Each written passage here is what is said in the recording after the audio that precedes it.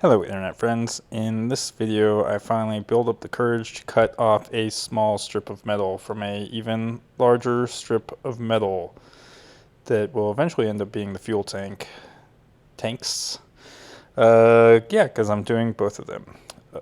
I don't, well, I know why Vans puts this strip of metal on the fuel tank, because it has a different size. And anyway, I spent a whole day reading the plans, trying to understand where the strip of metal goes and what orientation.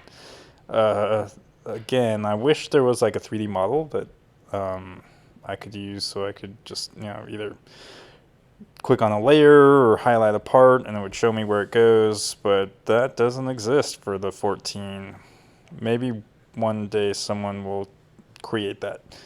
That would be amazing. But until then, you have to use your imagination to figure out how this goes.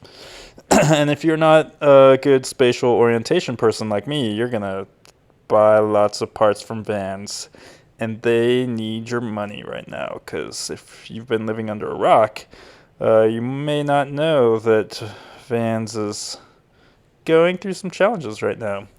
Hopefully everything gets better. In the meantime, let's keep building this plane, because eventually it will all get built and then I can build another plane. Those are the famous last words. Okay, let's see, what else? It's been a few days since I've been able to post a video.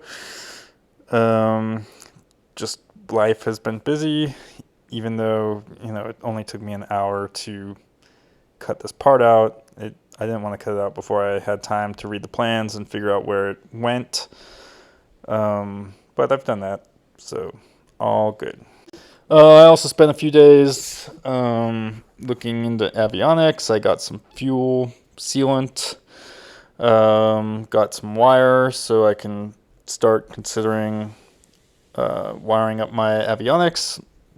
But before I do that, I need to finish these leading edges and the fuel tanks. So now that I got the fuel sealant, there's a countdown of the life of that sealant. So that's going to be, I have to finish the tanks within the next 3 months. I'm probably going, what day is it?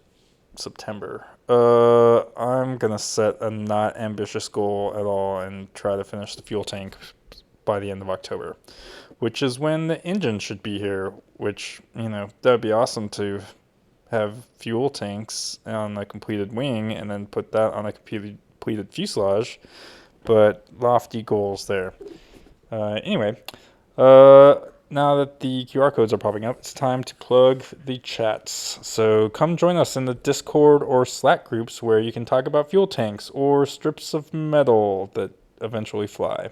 I'll see you there and see you in the next video.